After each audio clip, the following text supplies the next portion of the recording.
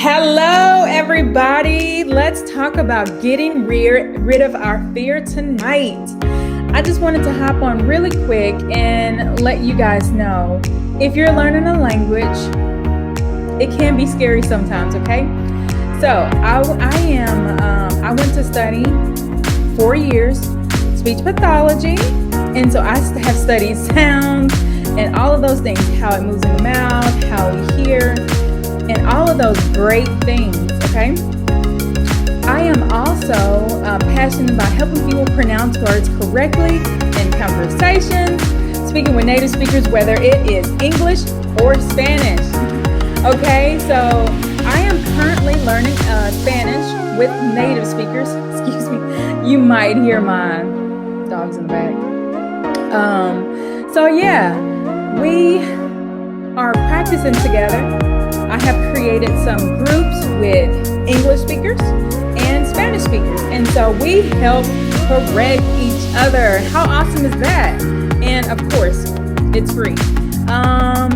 So we practice. I have a Monday group and I have a Friday group, and then I have a every morning group. How about that?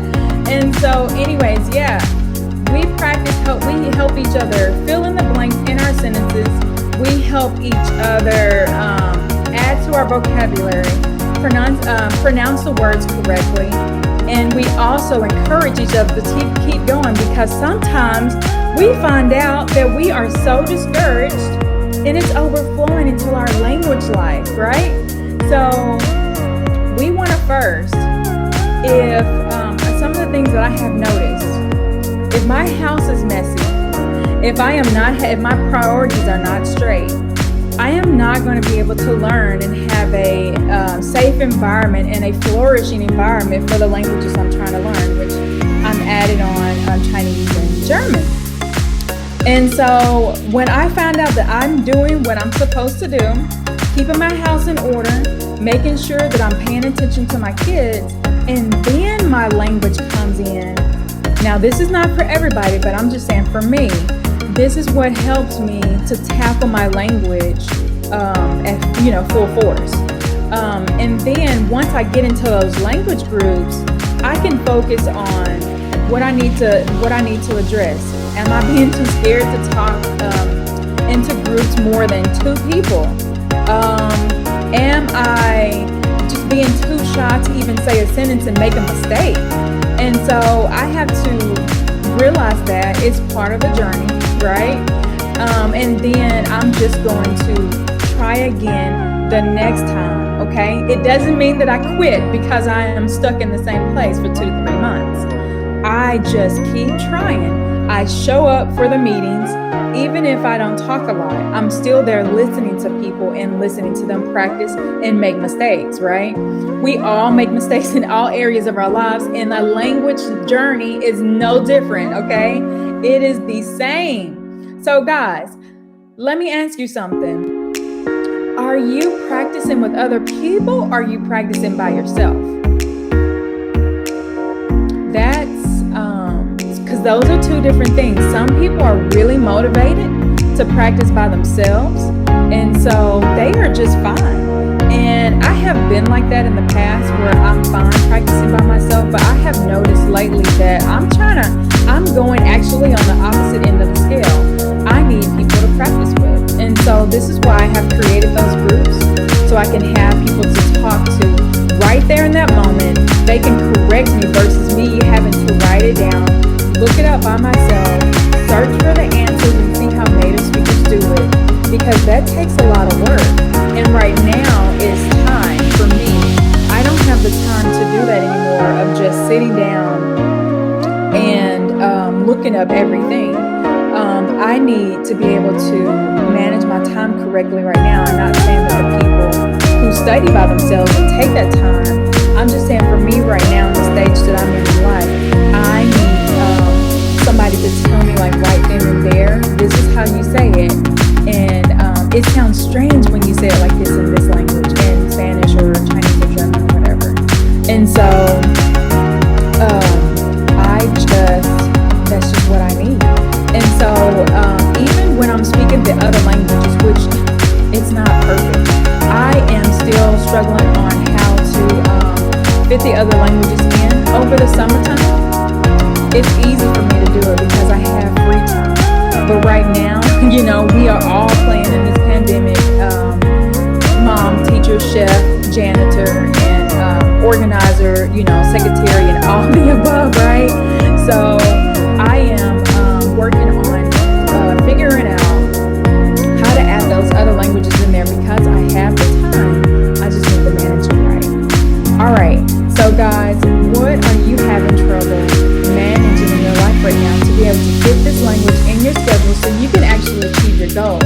Because learning a language will open up some doors for you that, you may have a job overseas that you might want to take. You may want to introduce your kids to have an international friend. You may want to, when you're at the zoo, you may want to talk to somebody in a different language, and you may bump into somebody and say, you hear them speaking the language of your target language, and you might want to have the courage to go over there one day and say, hey, I know your language, let's have a conversation. And I do this. I do this a lot, and it is so much fun. There was at the zoo one time, there was a Chinese woman with her child. Her child was maybe 2 years old. And I went over there and started speaking Chinese to her. And at first, she didn't even look up at me. I was just speaking Chinese. And she looked up at me and was like, whoa, you are speaking Chinese? Like, how did you do that? And I'm thinking, well, I just start talking. I just start talking to people, and then they correct me. And so, yeah, I talk to people in the grocery stores, at the libraries, anywhere I hear a language that I'm learning, I'm just diving in. All right. So with that being said, all right, does this mean that I'm going to ask you to get over your fears and try to push forward? Yes, I am. And here's the reason why.